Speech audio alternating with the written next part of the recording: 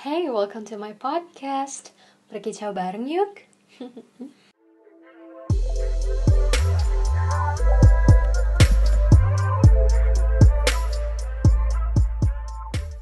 Halo, selamat datang kembali semuanya di Berkicau Podcast. Yeay!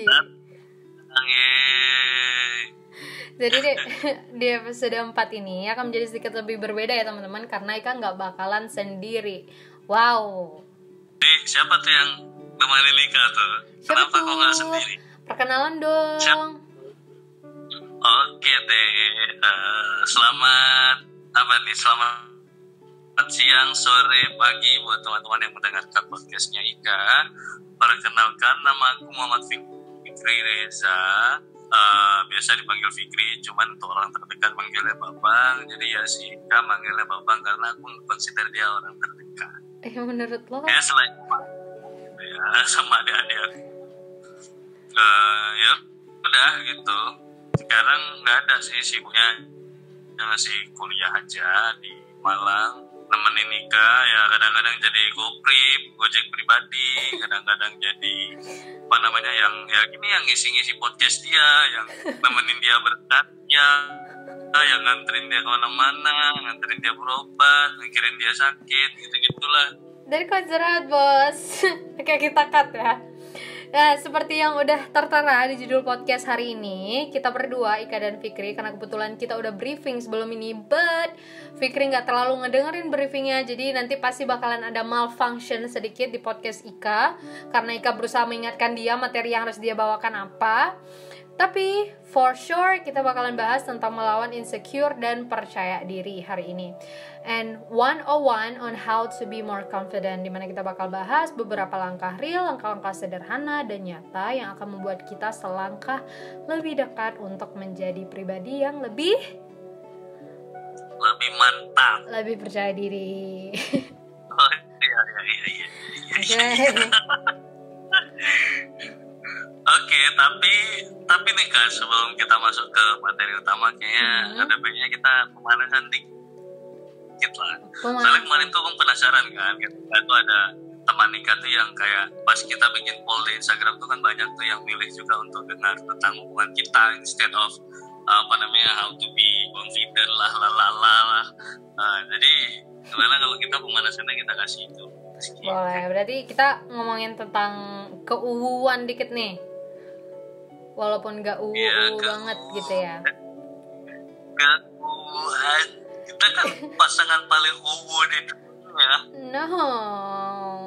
Jadi Babang mau ngomongin apa emang tentang keuuan kita? Karena do you even realize Babang tuh gak romantis sama sekali. So there's nothing to tell people about.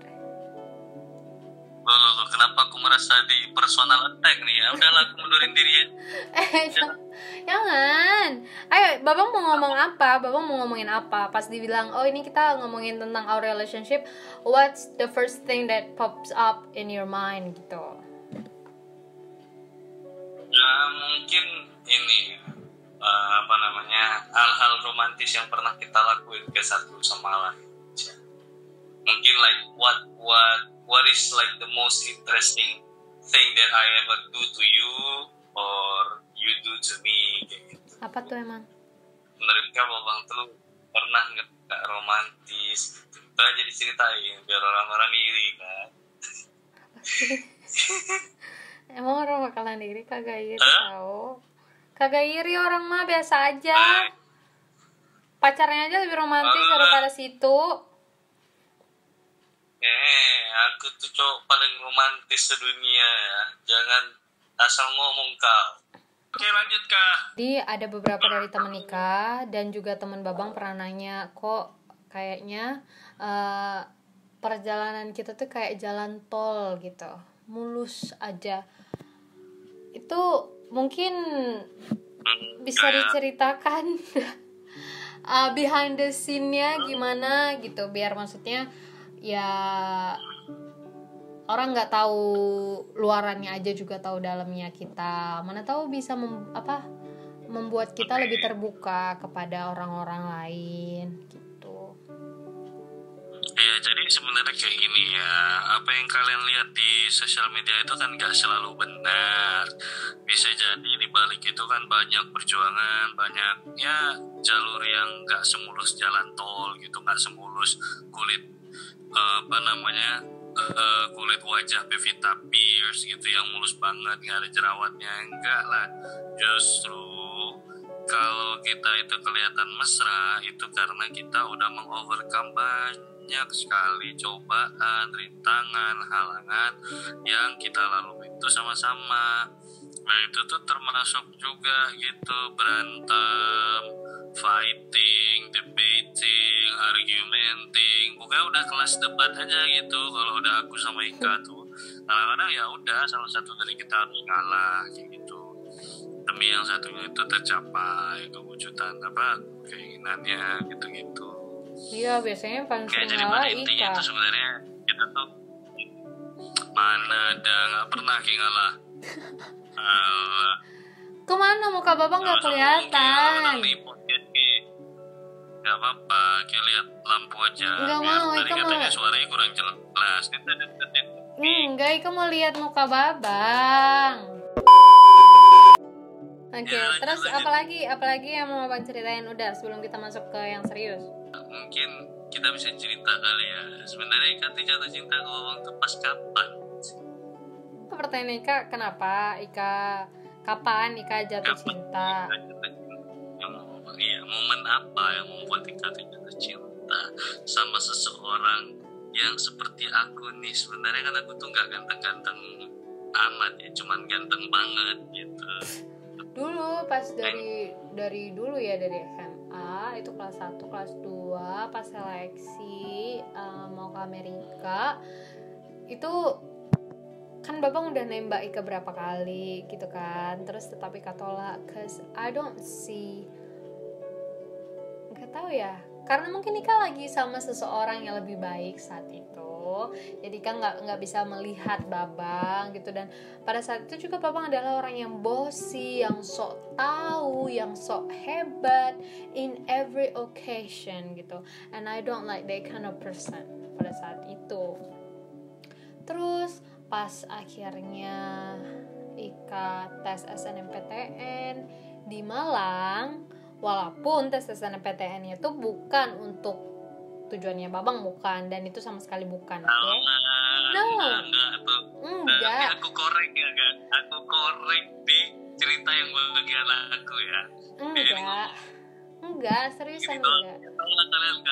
Enggak, Ika milih SNMPTN di Malang itu karena memang peluangnya itu bagus. Terus karena Malang itu dingin dan Ika tuh gak suka tempat-tempat panas kayak Aceh, Jakarta itu gak suka. Even though Ika juga keterima di UIN Jakarta, gak Ika terima karena panasan, takut panas gitu kan. Emang pengen Malang. Terus ya emang Ika suka di bagian jurusan tersebut, bukan karena babang, sama sekali bukan gitu.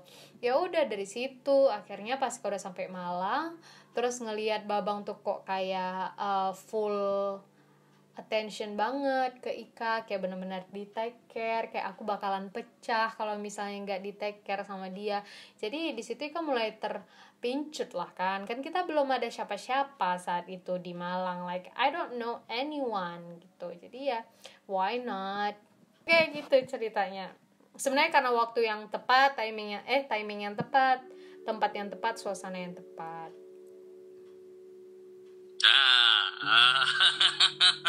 Oke lah, jadi kita kan versi dari Ika. Jangan dibuat-buat, I tell the truth. Enggak, ini tuh gak apa-apa ya guys, sumpah ini tuh aku yang selalu jujur dalam hubungan ya, dan bakalan jujur. No. Ya juga, kenapa bisa si Ika lah yang bohong nih dalam versi cerita nih. Jadi ceritanya kayak gini, aku tuh sebenarnya pertama ketemu sama Ika tuh di dalam sebuah program pertukaran pelajar. Nah udah jadi ceritanya kayak gini, aku tuh sebenarnya pertama ketemu sama Ika tuh pas di sebuah program pertukaran pelajar. Nah waktu itu statusnya aku itu adalah sebagai orang yang udah lulus, dan karena aku udah lulus aku jadi panitia kan gitu untuk tahun selanjutnya. Nah di masa seleksi di tahap 2 ya, di tahap 2 itu aku tuh sebenarnya penasaran gitu. Pas aku datang kan, ya udah aku tuh full uniform tuh, aku pakai pakaian seragamku tuh. Waktu itu aku masih sekolah di penerbangan gitu kan. Ya udah gitu, terus aku ngeliat nih ada 2 cewek nih, aku penasaran ini orang dari mana gitu. Terus aku tanya, aku kulik-kulik, ternyata emang mereka tuh dari Lodesmawe. Nah ya udah, karena mereka dari Lodesmawe, pas seleksi selesai aku tuh mutusin untuk ya udah gitu, mudusin aja. Soalnya waktu itu kan aku juga lagi kosong gitu, nggak punya siapa-siapa. Masa iya sih kosong? Ya udah datang. Bukannya ada doi? Ribut? Nggak ada. Jadi ceritanya kayak gitu kan. Aku kan ketahuan kan, yang bohong tuh Fikri. Ika tuh I saw the truth, man. Enggak, dengar dulu guys, dengar dulu. Nah, jadi ceritanya aku datengin mereka, terus kan aku ajak ngobrol gitu kan, kalian yang dari Lodesmawe itu ya? Iya. Wah bang, yang anak SMK itu ya? Gitu lah pokoknya kan, udah ngebacot, udah hampir sekitar 30 menitan gitu lah. Aku tuh sebenarnya suka gitu ngelihat sama Ika waktu itu gitu. Jadi si Ika waktu itu beda kali sama yang sekarang. Jadi si Ika waktu itu tuh lagi hijrahnya, dan aku tuh suka kali gitu lihat. No, you bring that up, huh? Kalau sekarang kan Ika udah kurang ajar ya, karena didikan ya gitu, itulah lingkungan dia yang salah gitu kan. Ya udah gitu. Si Ika waktu itu masih pakai jilbab yang panjang, bajunya baju terusan gitu, terus kayak tangannya dikasih apa tuh yang untuk nutupin tangan itu yang sampai lengan tuh, apa tuh namanya? Pinset, nggak tahu pokoknya. Manset tangan. Itu kan, mantel tangan itu kan. Ya udah, dan waktu itu dia pakai behel kan, jadi pokoknya kayak aduh, this is such a perfect girl gitu. Wajahnya itu nggak pakai make up tapi itu cantik gitu, kayak charming gitu. Terus ya udah, jadi karena di situ kan ada 2 cewek itu, ada si Atika, ada Ika. Nah sebenarnya aku tuh pengen kali nomornya si Ika, cuman karena aku supaya nggak terlalu kelihatan modus-modus kali, ya udah aku minta aja gitu nomor orang ini dua-dua. Jadi kelihatannya berarti nggak ada maksud yang enggak ya. Aku bilangnya nanti kalau kalian ada pertanyaan ya tanya aja sama aku ya kan, tak boleh sombong lah kan, aku udah lulusan. Ya udah. Jadi sebenarnya walaupun aku minta nomor dua-dua ya, aku hubungin tuh cuman si Ika. Yang si satunya aku nggak ngehubungin karena aku suka sama Ika. Ya udah, dari situ lanjut ke tahap 3. Ternyata dia lulus kan tahap 2 itu ya, kita lanjut ke tahap 3. Nah di tahap 3-nya itu kita udah selesai seleksi, aku tuh ngajak Ika makan gitu. Nah aku ngajak Ika makan KFC kan, padahal waktu itu duit masih duit mama kan, sok-sokan bawa cewek. Emang sekarang gak duit mama, masih duit mama juga? Yes, sorry bos, sekarang aku udah mandiri ya. Dan ceritanya udah kita makan. Nah pulang dari situ tuh sebenarnya cerita kami itu kayak stagnan gitu, ya intinya nggak ada titik temu lah gitu. Aku suka sama Ika tapi ya aku nembak, tapi waktu itu Ika juga nggak suka. Karena Ika tuh masih sama doi yang sekelas. Kemarin tuh masih ada doi yang sekelas. Gimana cerita ya, kita nerima orang lain nembak kita kalau kita masih ada doi dan kita sayang sama doi tersebut? Ya kan bisa aja diputusin kan, cuman kemarin tuh nggak tahu lah kenapa, intinya gitu. Ya udah, fast forward, aku terakhir masuk ke UB. Aku masuk ke UB, aku jalan setahun di sana, sempat nemu cewek yang nggak jelas, yang ada cowok lah, yang apalah, pokoknya nggak pernah jelas kisah percintaan aku. Terakhir aku di chat lagi gitu sama si Ika kan, dia ngechat nanya kabar bla bla bla. Terus aku tuh kepikiran gitu kan, dia mau tamat SMA waktu itu. Aku tuh kepikiran, aku bilang, Ika, ini aku koreksi ya yang tadi itu sebenarnya kayak mana. Jadi dia itu ada, Ika masih ada loh chat kita dari dulu. You never say that word, okay? Karena dia itu ke UB itu ngejar aku guys. Jadi sebenarnya kayak gini. Ya aku setuju sih karena timing yang pas, suasana yang pas dan bla bla bla. Tapi sebenarnya guys, dia itu ke Malang bukan persulit itu. education, tapi pursue relationship. I She's pursue pursuing me. education. Okay, I did not pursue relationship. You are pursuing relationship. Let's move on to the next question.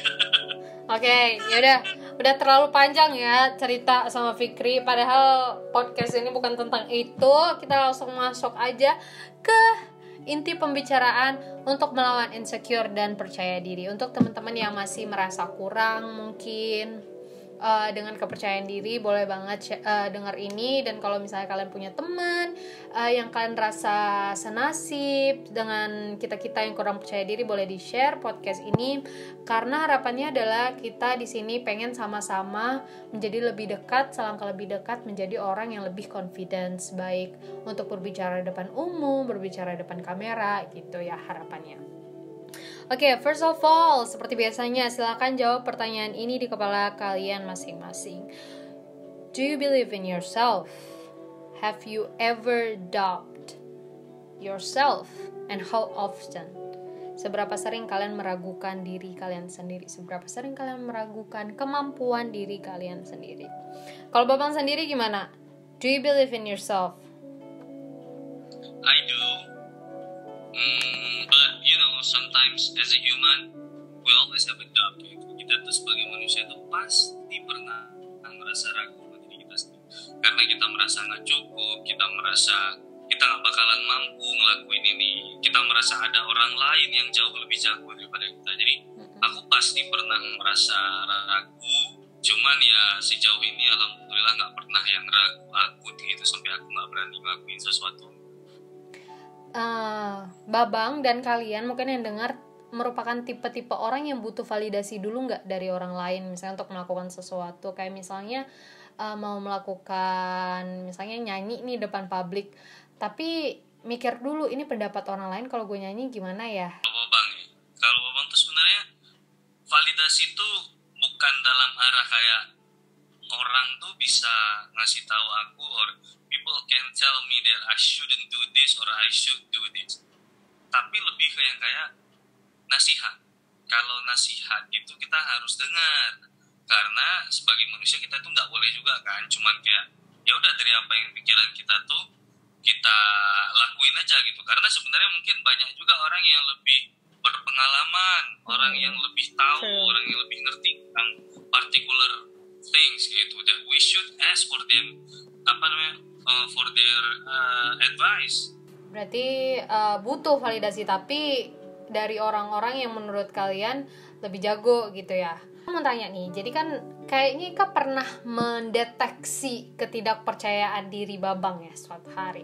Jadi kan kemarin itu Babang pernah tuh dimintain jadi kahim ya, misalnya jadi kahim, jadi kandidat kahim sosiologi FISIP 2017 itu kenapa Babang nggak mengambil kok kayak ogah-ogahan gitu mengambil kandidat tersebut, padahal orang udah nunjuk Babang dan orang pikir Babang qualified for that, tapi kenapa Babang ogah-ogahan menjadi kandidat? Apakah itu karena Babang nggak percaya diri?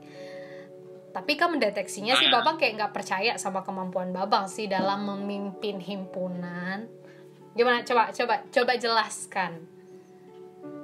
Sebenarnya itu tuh nggak ada apa, it has nothing to do with my confidence. Karena waktu itu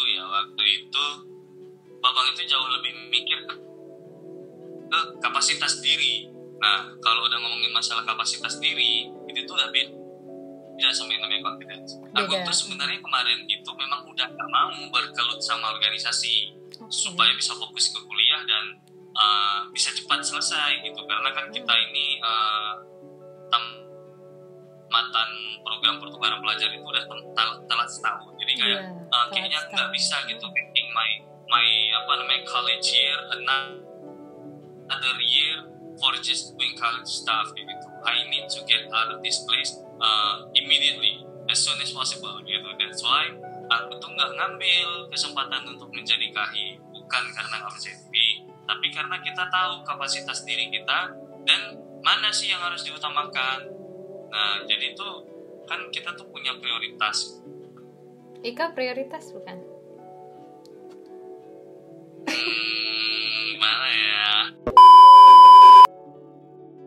me the definition of confidence itu apa sih menurut Babang? Kalau bagi Babang ya, confidence itu adalah ketika kita mengetahui batas dan limit kemampuan kita tuh seperti apa. Nah, jadi kalau kita udah tahu batas kita udah tahu kemampuan kita, dan kita punya stock knowledge, pengetahuan yang cukup tentang hal tertentu, kita pasti bakalan lebih prepare, lebih percaya diri akan hal itu gitu. Kita bakalan lebih percaya karena kita mengenal diri kita sendiri gitu. Oh, aku tahu kalau aku tuh bisa ngelakuin ini. Berarti confidence itu dia kayak kemampuan diri kita untuk melakukan suatu hal gitu ya. Setuju. Nah, terus ciri-ciri orang confidence menurut Babang tuh apa aja? Kalau kita lihat orang confidence tuh ya, dia tuh berani speak up. Itu salah satu ciri-ciri yang paling mudah kita spot. Jadi kalau orang udah berani speak up, yang rajin ngomong, yang caper-caper sama dosen tuh orangnya confidence tuh. Oke. Oh, berarti orang yang confidence tuh orang yang caper sama dosen. Berarti orang yang confidence tuh orang yang caper sama dosen. Salah satunya. Abang dong. Di tempat-tempat organisasi juga kayak gitu kan. Abang yang dong. Biasa yang caper, yang so ideologis tuh lah. Didengar tahu ntar parah. Didengar loh sama yang Babang ngomongin. Emang kenapa? Suruh datang sini. Kita adu argumen. Ini nih kebiasaan Fikri suka gibah. Emang cowok tapi dia suka gibah, lebih suka gibah dari Ika. Iya, makanya cocok sama Ika. Karena Ika suka gibah. Gak suka. Jadi salah satunya itu speak up ya tadi ya. Iya. Kayak diri untuk ngomongin tentang hak dia. Tapi yang kayak udah Babang sebutin tadi juga di pengertian, dia tuh self awareness. Dia tahu kemampuan dia, keunggulan dia, kelemahan dia apa. Jadi dia bisa memutuskan ini tuh sesuai dengan limit aku nggak, kayak gitu. Pokoknya dia self awareness. Terus dia tergolong orang yang ramah, suka nyapa semua orang.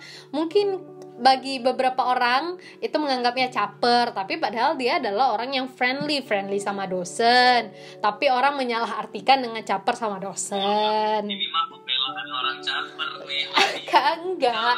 Maksudnya kalau dijelaskan secara positif gitu loh, Mas. Ya Allah. Jadi pokoknya intinya tuh kan salah satu orang yang menjilat dosen. Enggak. That just sounds wrong, okay? Jadi pokoknya intinya gitu, speak up, terus dia self awareness, terus dia orangnya friendly, dan juga dia punya tujuan hidup yang jelas. Maksudnya itu gimana? Nggak perlu lah tujuan hidup yang jelas kayak umur 25 gue harus nikah, udah kerja di perusahaan ini. Nggak perlu yang jauh-jauh melayang kayak gitu, nggak apa-apa. Tapi sekedar tujuan yang kayak semester ini IP aku harus 3,5 sehingga aku bisa magang di sini di perusahaan ini. IP aku harus 3,5 sehingga aku bisa lulus cepat. Pokoknya tujuan-tujuan yang jelas kayak gitu itu adalah ciri-ciri dari orang confidence. Berarti Ika bukan orang yang confidence lah ya. Soalnya setiap kali ditanya nanti sore mau makan apa, atau ini kita mau kemana, Ika tuh nggak pernah punya perencana. Lah itu kan beda cerita, itu beda sisi. Biasanya malah yang lebih sering ngomongin tempat makan di mana Ika lah. Ika mau makan di mana? Gober aja. Tuh Ika, Babang kayak aduh Ika, Babang ikut aja. Lebih sering Ika malah yang ngomong makan di mana. Aku tuh selalu disalahin gitu. Lanjut ya. Jadi ya terakhir itu ciri-cirinya orang confidence itu dia mau menerima kesempatan apapun dengan optimis. Jadi Fikri tadi dia nggak termasuk orang yang optimis dong teman-teman, karena dia pas dia ditunjuk jadi kahim malah ogah-ogahan mau jadi kahim gitu kan. Berarti kita bisa sama-sama menyimpulkan kalau misalnya Fikri itu adalah orang yang kurang confidence. Iya nggak Bang? Nah, iya sayang, iya. Oke, terus Bang,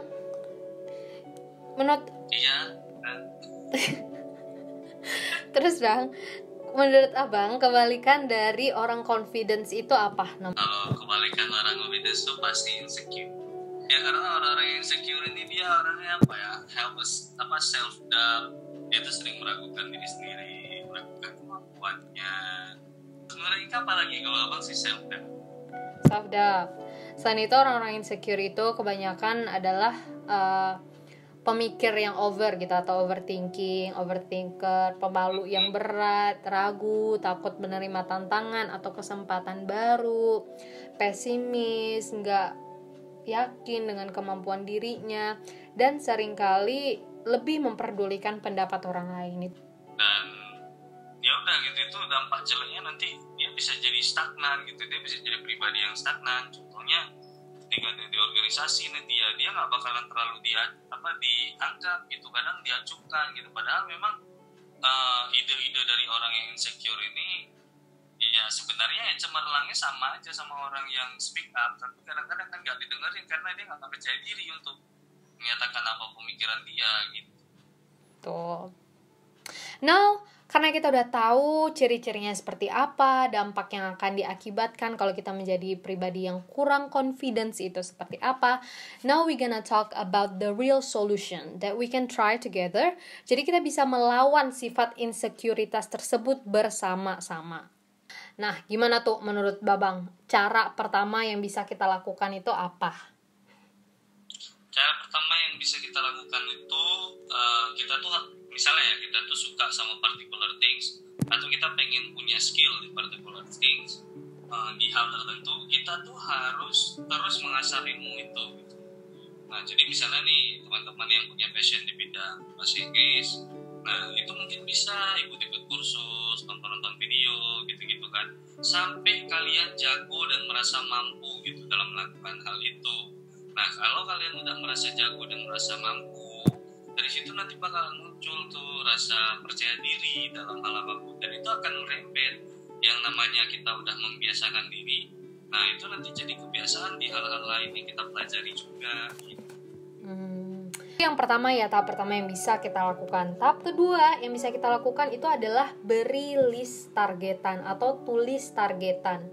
Ini fungsinya adalah untuk melatih diri kita menghadapi ketakutan. Nah, latihannya itu bisa kita coba dengan menulis targetan-targetan. Contoh, hari ini harus berani mengutarakan pendapat aku di rapat divisi. Itu kalau misalnya hari Senin berhasil mengutarakan pendapat, jadi checklist targetannya, berarti target aku tercapai nih satu. Nah, terus keesokan harinya lebih besar lagi targetannya. Hari ini aku harus berani beropini di forum angkatan, lebih besar nih dari rapat divisi. Nah, dari targetan-targetan tersebut kita akan melatih diri kita step per step, hari demi hari untuk menjadi pribadi yang lebih berani berpendapat, berani speak up gitu. Itu untuk cara yang kedua. Tahap ketiga atau cara ketiga apa tuh Bang yang bisa kita lakukan? Cara ketiga itu kita harus bersikap sedikit bodo amat. Maksudnya gimana tuh? Nah iya kan, kadang-kadang tuh misalnya kayak ada orang-orang yang pas kita lagi berpendapat, orang-orang tuh kayak ya gitu bilang caper, bilang ini, bilang itu, kayak aku bilang tadi kan. Tapi kadang-kadang ya udah nggak usah dipeduliin, yang penting kita itu kan ada personal gain tuh, kita tuh tumbuh dari situ, kita tuh berkembang karena kita berani speak up.